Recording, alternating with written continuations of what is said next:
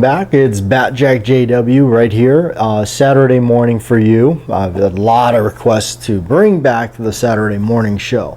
It does get very difficult to try to get these things filmed and be put on a schedule when my schedule just with everything with life is just so insane. So it's really hard to try to keep up with that, but definitely if I get the opportunity to, we're definitely going to try to get this cranking out for you and everything. So we got some really cool things here laid out, and yes, I love my 1970s style gold colors and everything like that. I don't care what anybody else has to say, like it or not.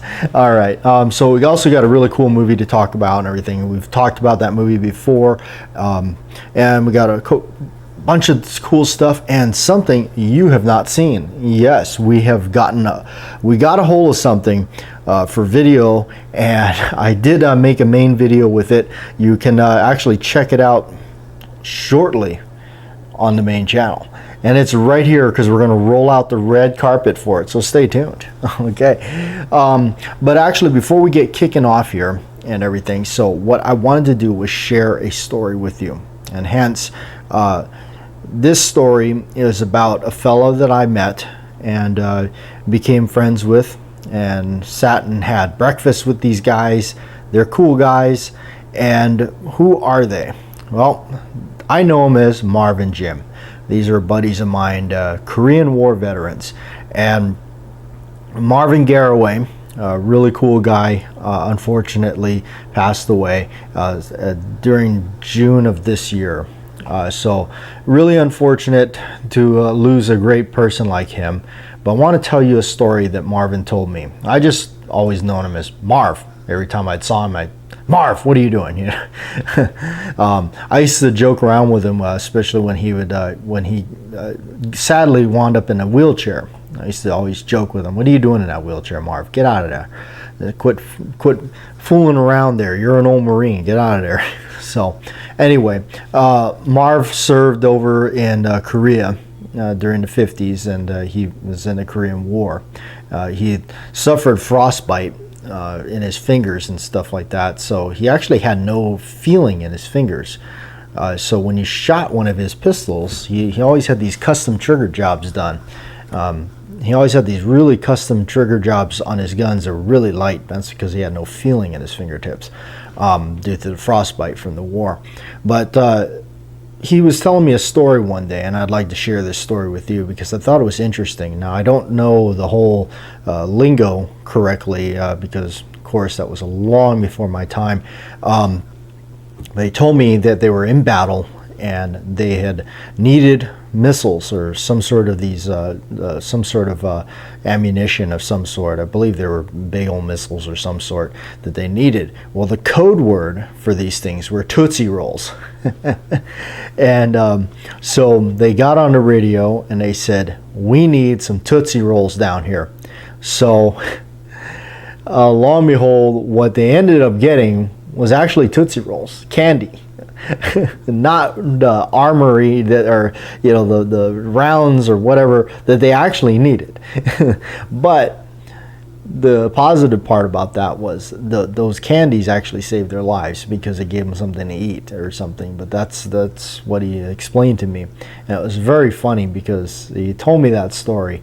And one day he had come in to where I work, and I saw him. And so I was leaving to go do some errands and stuff for the company. So on my way back, I decided, and this was during Christmas, and I decided to pick up a bag of Tootsie Rolls from the local Walgreens. And I quickly wrapped them up in wrapping paper, and got back in enough time before he had left for the day. And on his way out, I said, "Marv, I got you something here. Merry Christmas." And he says, "What is it?" He caught him totally off guard, and he opened up the package in the lobby area, and the look on his face when he saw that was priceless. It was really cool to see him just do this, and he started laughing. But Marv Garraway was such a cool guy. It was a real pleasure and honor to know him. He was just he was a character in his own. He'd tell me these wild stories, and the crazy thing about a lot of these stories that he would share with me about his time in Korea and the United States military was just crazy, because it was real. I mean, he lived it, he did it. And he would go at it with his friend Jim, and they would just bang heads all the time, always knocking one another about either their military service or whatnot constantly, or about money.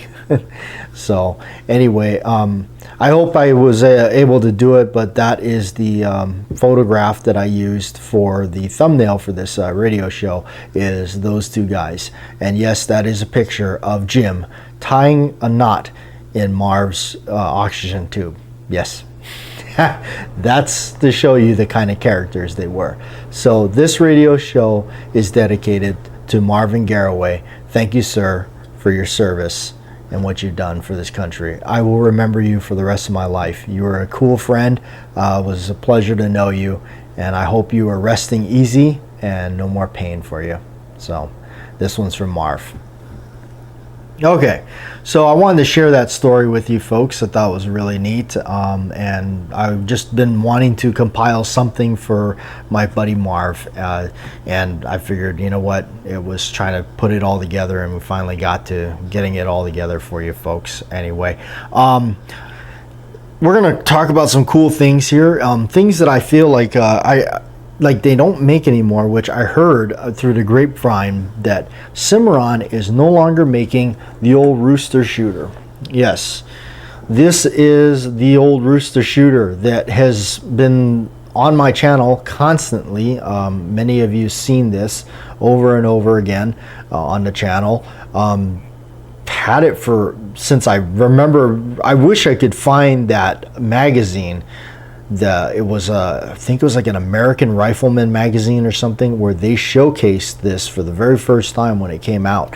They talked about it as the ghost of the Duke coming back and into our hands, and boy is it's really cool, because if you actually watch the movie Rooster Cogburn, this is a very, very close replica of the pistol that's in that movie, the revolver that's in that movie. You can tell the back strap is actually worn on his. Now, I replaced the grips on mine, and really, I've mentioned this a lot of times. Really, what is this? What are you getting from the importing thing? And it's actually not even a. Let me see here. Is it a? It's a Pieta. It's a Pieta firearm that has been like acid washed, so it doesn't have any of the finish on it or anything like that. Now, I've told the story many times that I had blued it, or rather acid, or not acid. You can see I got it all in brain now, but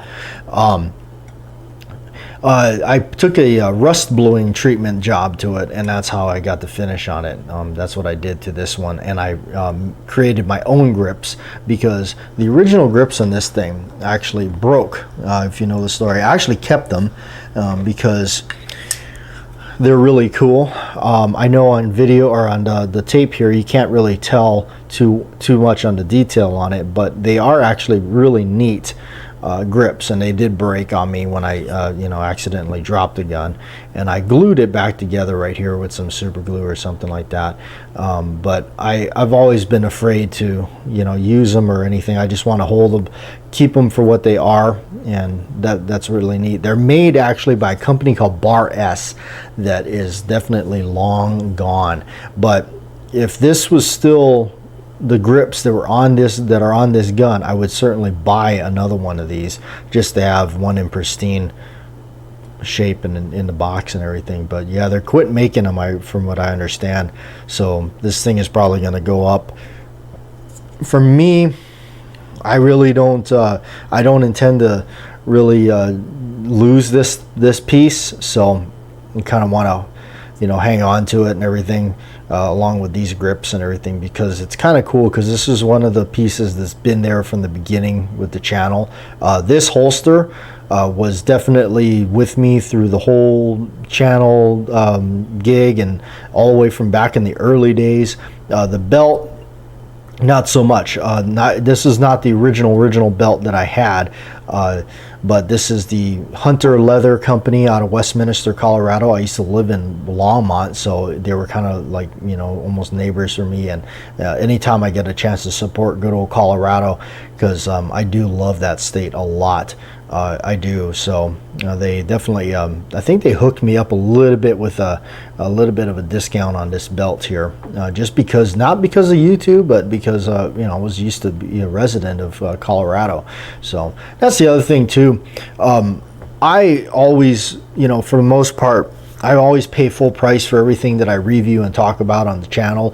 I did have some sponsorship from Badman Bullets. Yes, I very openly admitted that during the making of a lot of videos.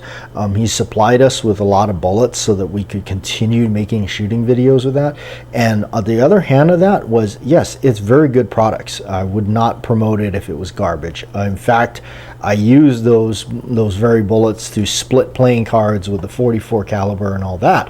So, and actually, I think he still uses that video on his webpage. So really cool. Plus, he's a veteran owned.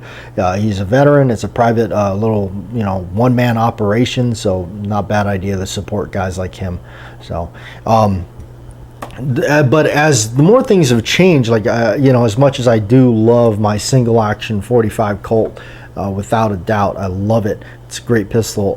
As times for me has moved on, I had obtained a different single action, and it's still a Cimarron. It's still it's a newer Cimarron, but it's a 3840. Yeah. So I kind of changed the calibers. Went away from my beloved 45 Colt to a 3840, and this one here is outfitted with some grips by Buffalo Brothers. I still like their grip. I paid good money for them, so I might as well use them.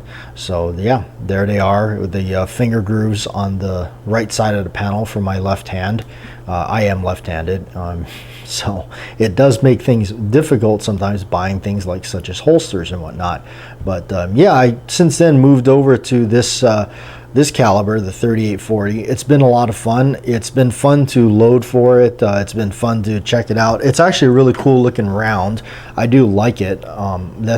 Here, speaking of Badman Bullets, there's one of his 401 diameter bullets right there, polymer coated with his signature Badman red on it. So he was also doing this, by the way, long before Federal Ammunition was making these polymer bullets. Yes, Patrick over there at Badman was doing that long before that. So, but it's an interesting cartridge because it's like a really it's like a 45 Colt casing, but not really, but it's slightly different, maybe like a 4440, but it's neck down to a 401 diameter round there, and it's called a 38 WCF or 3840. Really cool, and that's what I've been mostly shooting. I like the accuracy on it. It's really fun, and I do like the fact that it looks really cool, and it's fun to load, and it's fun to tinker around with it. So it does do the old trick. I'm fairly accurate with it, and that takes a lot of work for me to speaking of a lot of work, this gun has had quite a few jobs done on it, as I did the disengaging of the stupid safety thing that they have. Yes, I know, oh my god, he disabled the safety on it, but it's such a terrible safety design where they have this floating firing pin thing and this little foot on the trigger to help actuate it and all that. It just runs into problems. So I just overrode the whole bit and turned it back into something that's like this, that you know, we don't have to worry about all that nonsense with. So if you have your old Cimarrons, keep them. This is the only one I have left. So moving on, the other thing I love to shoot a lot of is 22. I never thought I'd see the day where that was pretty much now became a standard bit for me to take to the range. And yes, this is an old school Mark II. Used to have one and got one back here, and had custom grips made for me, custom done, like the old school Luger grips. They're fully checkered, no border around them, no diamonds, no fancy cuts, just fully checkered. Had a fella, I want to say he's in, I almost want to say Missouri. I forget who it was, but I had them made custom, done for me this way. So, and I slapped them on here, and they're good. Put a little gold bead on the front sight. But I love it. It's a 22. It's an old school Mark II. It's a very early Mark II. I think I looked it up and it was like 1982 or something. And this thing really does eat just about any kind of ammo you can throw at it. I've even cycled standard velocity ammo through this thing and it works fine. So, and I also made a holster for it. Yes, I got together with my good old buddy Dan, and we made this holster. He cut it out, I stitched it and everything like that. This is pretty much my first real attempt at any kind of leather work, so it's really cool. And once I got into the leather work, I was like, wow, this is actually fairly easy, considering that's kind of like how with me it's starting with, you know, making these grips and stuff like that. When things like this break, I start looking at things where I've always been very creative and creatively drawn to things, and when somebody wants to charge me this amount of money for something, I start getting really fascinated with saying, can I do it myself? Because that's even more cool to me, rather than, you know, buying it, something like that. Can I make one myself? That would be awesome if I could make one myself. So in the end, when I made this, I said, wow, okay, this is super cool. Now I kind of want to make my own leather rather than buying you know, a leather product.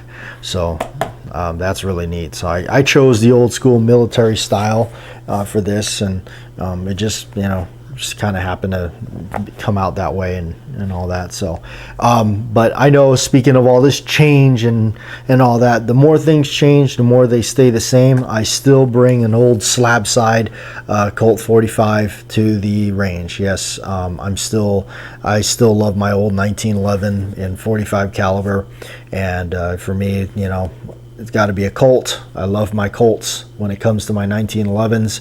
I'm sure you guys know that by now. Yes, I'm a diehard, dyed-in-the-wool Colt fan when it comes to the 1911s. And this one is definitely, without a doubt, old school.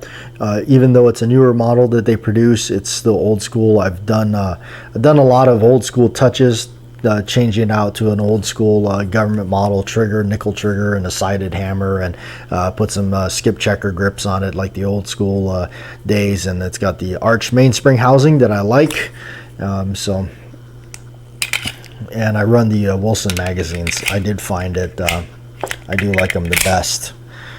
So I did do some spring replacements on that thing, so everything is real stiff on it, but that's okay. It helps with the recoil, and helps with my I don't know, I'm getting old, I guess. I don't know, just getting all these, yeah. So all right, and we got a cool movie called The Mechanic right here with Charles Bronson, and I bet you're wondering, why did we bring this out? Because we've already talked about it. Well, it has something to do with the red carpet. Yes, it does. So we're gonna move all this stuff out of the way so we can talk about the red carpet thing here.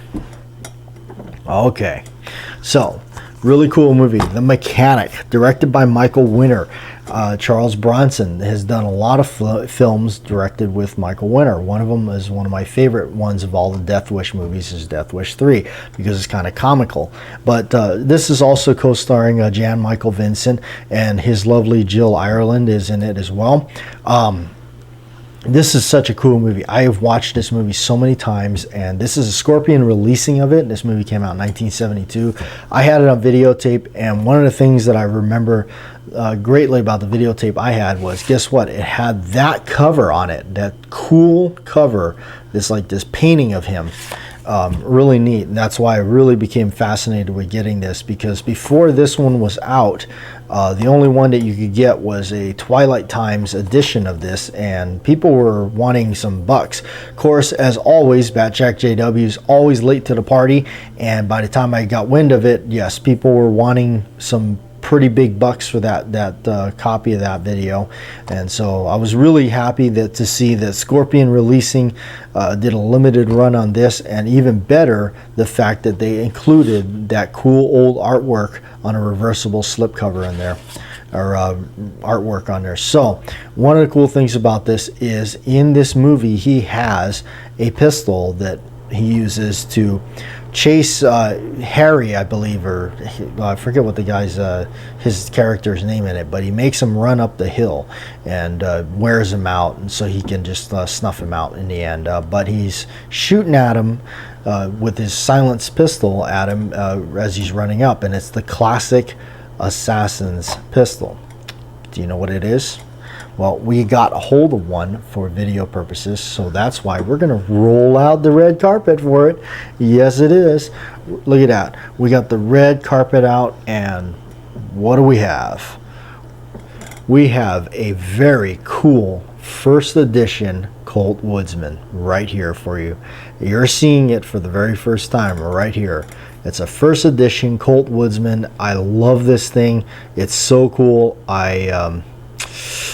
Yes, but we got it for the video. We got it for you see it in the tabletop video. You'll see it on all its glory and all that. So yeah.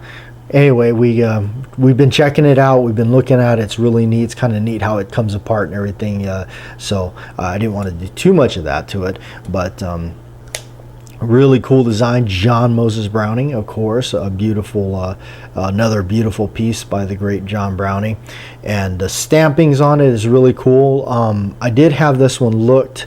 I was told that it was 1936. This one is. I love how simple it is. How just God, not a lot going on, not a lot of bells and whistles. Really, just a simple pistol. Something I found out about these that I had no idea, because this is actually the first one I've ever held in my hands, actually looked at one like this close. I've seen them, floated around with them, but I've seen so many that were just different. Because there's so many variations in this thing out there, but this one is a really early one, not a pre-war or anything, or a pre-Woodsman or nothing like that, but I do also like the name, the Woodsman. It's kind of cool. But I did find out something about it. A lot of these you got to watch out, because you don't want to shoot high velocity ammo in it, and a lot of them are standard velocity only. I did find out a little secret is it's actually the checkering or serrations that you have on this mainspring backstrap bit here. Now this one has the vertical lines, which means you can actually shoot high velocity in it. The ones that are checkered, you cannot. And then of course later on, when they did away with that altogether, means that, well, you can fire anything out of it. So that's kind of a little cool factual thing that I did not know that exists in, kind of a code. So kind of neat, really neat pistol. I love the simplicity of it, and it's a Colt. It's cool. So you know how that is with me in this channel. So anyway, there it is on the red carpet for you. I'm Bat Jack JW. Thanks for tuning in, and we'll see you next time.